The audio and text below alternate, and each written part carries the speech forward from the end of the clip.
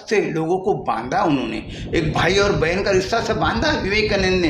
ये सारे विवेकानंद के गुरु ने विवेकानंद को सिखाया नहीं था। विवेकानंद के जो गुरु थे वो इतने होशियार नहीं थे, इतने चालाक नहीं थे, इतने बुद्धिमान नहीं थे। इतने विवेकानंद बुद्धिमान थे क्योंकि विवेकानंद का सारा जीवन जो गया वो लोगों में गया, वो तर्क वितर्क में गया।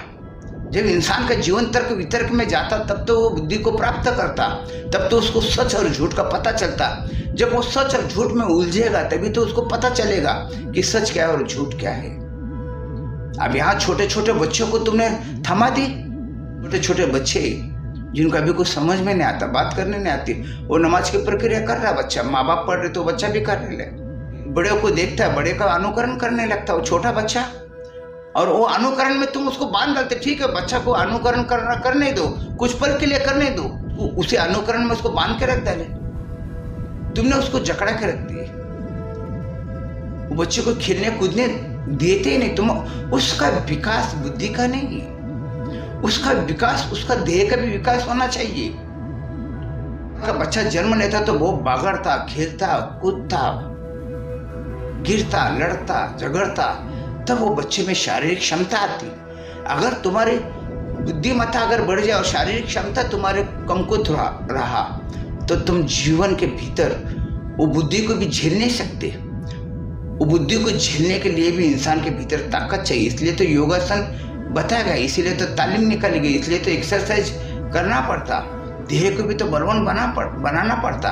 अगर देह तुम्हारा व्याकुल रहा, अगर देह तुम्हारा कमजोर रहा तो एक रुग्ण की अवस्था तैयार हो जाएंगे और सारा दर्द में तुम्हारा ध्यान चला जाएगा। अगर देह मजबूत नहीं रहेगा तो सारा ध्यान वो व्याधि में, वो दर्द में चला जाएगा। तो दर्द में अगर तुम डूबते रहेंगे प्रतिपल तो ज्ञान में तुम कैसा सिमट पाओगे अपने पास ज्ञान, उस आनंद को कैसा तुम पकड़ोगे, क्योंकि तुम्हारे भीतर शरीर का दर्द भरा हुआ रहा। इसीलिए तो बच्चों को शरीर से मजबूत किया जाता है। जो चल रहा उसको थोड़ा तो उसने स्वीकार करना चाहिए। शुरू में तो सब स्वीकार करेगा तब तो पता चलेगा जीवन में क्या सही है और क्या गलत है। अब मेरे पास जो कुत्ते होते वो कुत्ते को मैं बांध के नहीं रखता, मैं खुला छोड़ देता हूँ उनको। वो बचपन से कुत्ते खुले रहते, वो लड़ते झगड़ते, वो इतने ट्रेन हो जाते। मेरे एक मित्र के पास 2 जर्मन शेपर्ड कुत्ते थे, वो बांध के रखता था, उनको लेके संकलिप से सब बांध के उसको घुमाता था, फिराता था और फिर घर की तरफ बांध देता। और कभी कभी वो कुत्ते को वहाँ पे छोड़ देता, बाहर आंगन में थोड़ा छोड़ देता। तो मेरा जो कुत्ता था उम्र से वो दोनों कुत्तों से कम, मगर था तो गाउटी कुत्ता, जंगली कुत्ता। वो कुत्ता वो दोनों कुत्तों को मारता था वहां जाकर। और एक दिन मेरे पास आया, वो कहने लगा, यार ये कुत्ते को तुम क्या खिलाते? मेरे इतने इतने बड़े 2 कुत्ते हैं, वो कुत्ते को दोनों कुत्तों को मारता और वो दोनों कुत्ते तुम्हारे कुत्ते से डरते हैं। ये कुत्ता में ऐसा क्या है? वो कुत्ते में कुछ नहीं था, मैं कुछ इतना भारी नहीं खिलाता था। बचपन से वो लड़ना सीखा, दूसरे कुत्ते के साथ वो लड़ता, झगड़ता, दौड़ता, भागता, अपने आप को बचाता उनके साथ। तो उसके में सब वो युक्ति आ गई कि कोई किसी ने अटैक किया तो कैसा बचा जाए, कैसे किसी को ऊपर अटैक किया जाए। तो कुत्ता अटैक करने लगा। इसी तरह इंसान का भी बच्चे, तुम बच्चे को अगर एक सांचे में ढाल के रखेंगे वो बच्चा जीवन में वो संघर्ष नहीं करेगा। ये जीवन इंसान का संघर्ष से भरा हुआ है, सारा जीवन संघर्ष से भरा है। कहीं भी चले जाओ, आप स्कूल में जाओ, फिर कोई किसी के कॉर्पोरेशन के दफ्तर में जाओ, कोर्ट कचहरी में जाओ, कहीं भी जाओ, संघर्ष से भरा हुआ है। सारा जीवन इंसान संघर्ष से भरा हुआ है। अगर इंसान, और बचपन से हम संघर्ष को से लड़ते आए, इसीलिए संघर्ष भी बर्दाश्त होता, संघर्ष का आदत हो गई, संघर्ष को हम समझ पाते करके हमको संघर्ष का तकलीफ नहीं होता। आप देखो गांव खेड़े के अंदर ही इंसान आत्महत्या करता, शहर में आत्महत्या नहीं करता। गांव खेड़े के जो लोग रहते वो भोले भाले रहते, वो जो संघर्ष आता, वो जो मुसीबत आती वो बर्दाश्त नहीं कर सकते। जब उनके खेती में कभी पानी चला जाता, कभी उनके नुकसान हो जाता, तो यंग लड़का बर्दाश्त नहीं कर पाता, वो आत्महत्या कर लेता। वो लड़ना सीखा नहीं। शहर के भीतर जो आदमी रहता वो दुनिया में बहुत चालाक बन जाता, इसीलिए उसको तो शहरी बाबू कहते। वो बहुत उचित से वो गुजरा हुआ रहता, तब तो विद्वान बनता, तब तो उसकी समझ आती। गाँव खेड़े के लोग इतने समझदार नहीं है, बिल्कुल सीधे और भोले भाले लोग हैं। होशियार तो तभी बनेगा वो इस दुनिया के भीतर चलेगा। अब तुम एक छोटे बच्चों को उसको बांध के रख रहे हो, तुम एक रूढ़ी में बांध के रख रहे हो, एक प्रथा में बांध के रख रहे हो।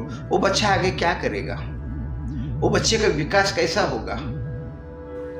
वो बच्चे को दुनियादारी कैसे समझ में आएगी?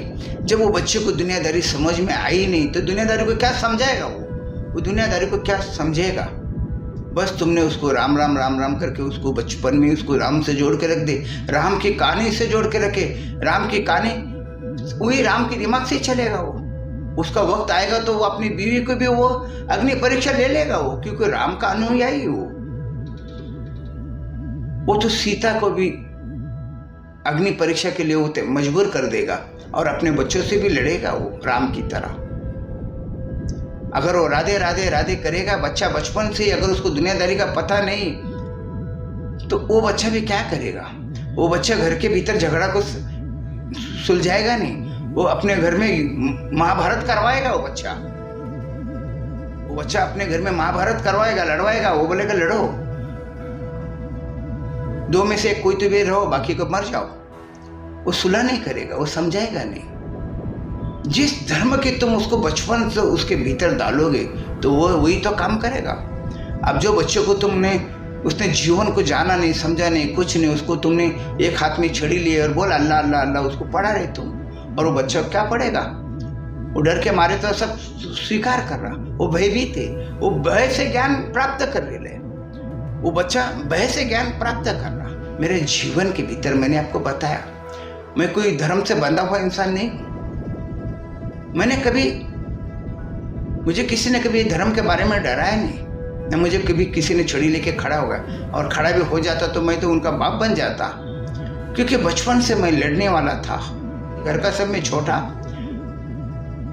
तो मेरे पर किसी ने ध्यान नहीं दिया। एक जंगली की तरह मेरी जिंदगी गुजरी। इतना अनुभव से मैं भरा हुआ हूं।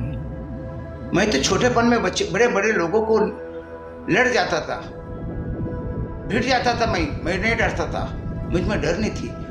उम्र की 13 साल की उम्र से मैंने देखा रिमांड होम क्या है, कोर्ट कचहरी क्या है। उम्र की 13 साल से मेरी जिंदगी में मैंने सब कुछ झेला, देखा। मैं दुनिया से मेरा भय नहीं था, मैं दुनिया से डरता नहीं, मैं अपमान बर्दाश्त ही नहीं करता था। ना मुझे कोई किसी ने चोट भी पहुंचाए, मैं वो बर्दाश्त नहीं कर सकता था। मेरे जीवन में मैं सत्य से जिया, मेरे जीवन में भय नहीं था। मुझे कई लोग नमाज के बारे में समझाते थे, मैं समझ नहीं सकता था। मैं बोला नमाज में तो सब बचपन में पढ़ा, उसके बावजूद जब बड़ा हुआ मैं किसकी बात सुना नहीं। मैं ईश्वर का विरोध कर दिया।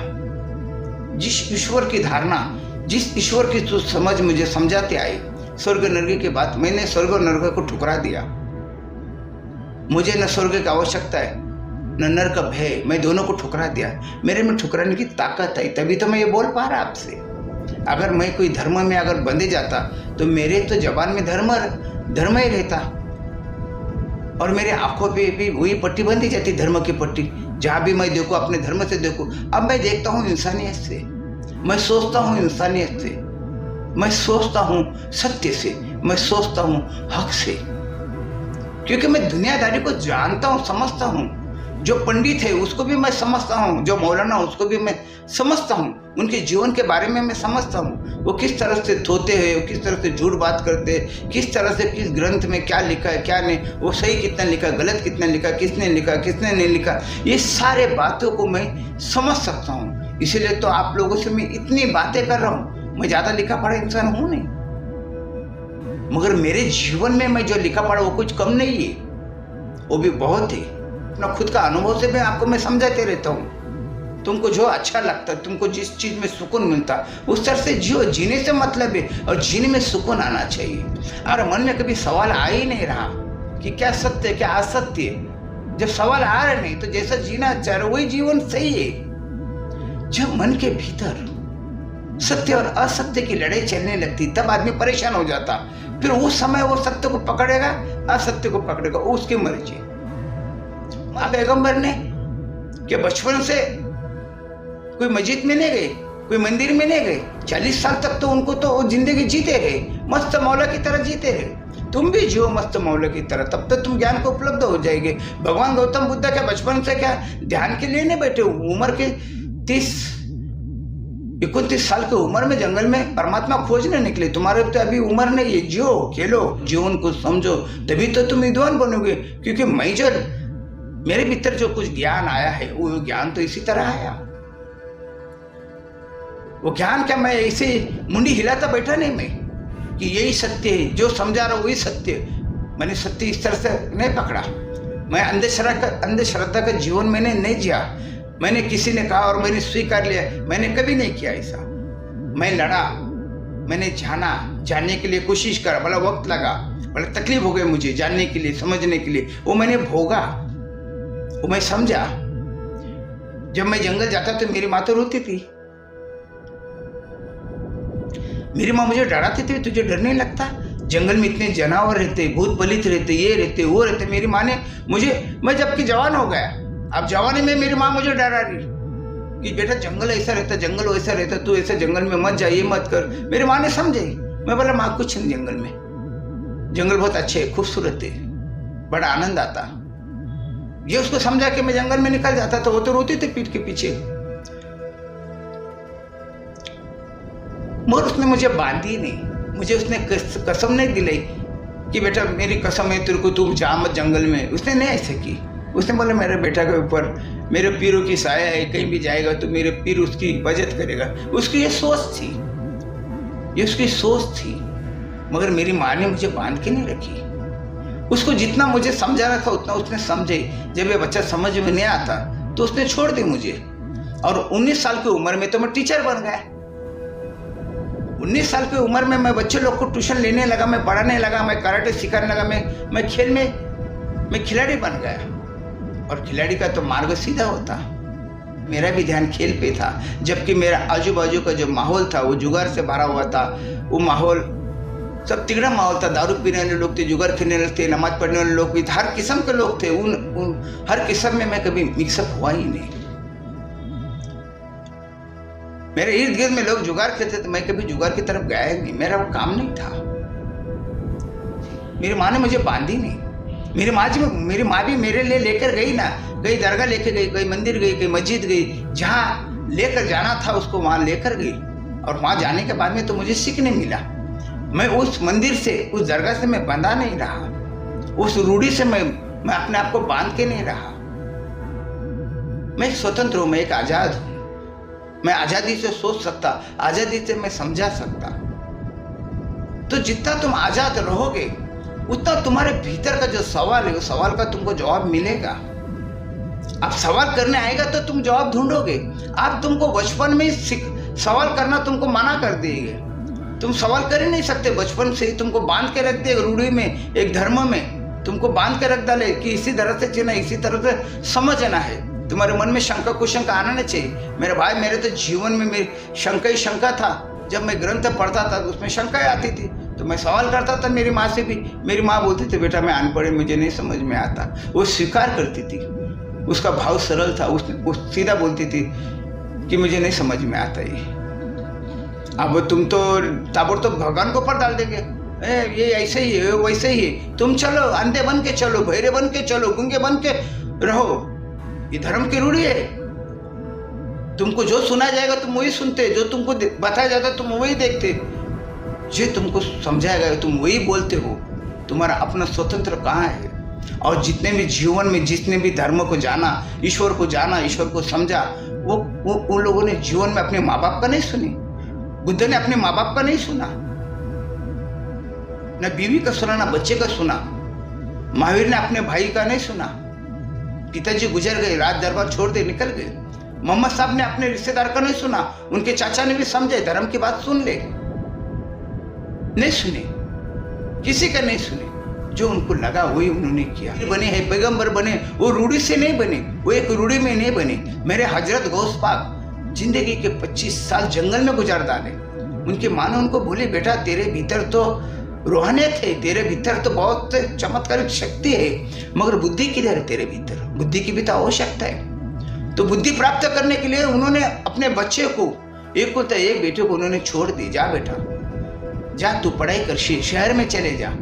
वो शहर में चले गए। शहर में जाने के बाद में उनको पता चला ये दुनिया मेरे कुछ काम की नहीं है, तो जंगल में निकल गए। जंगल के भीतर 25 साल की जिंदगी तपस्या में गुजारे बुद्धत्व ज्ञान के लिए। तब उनमें इतनी बुद्धत्व आ गई, तब यहाँ का जीवन सफल करने लगे।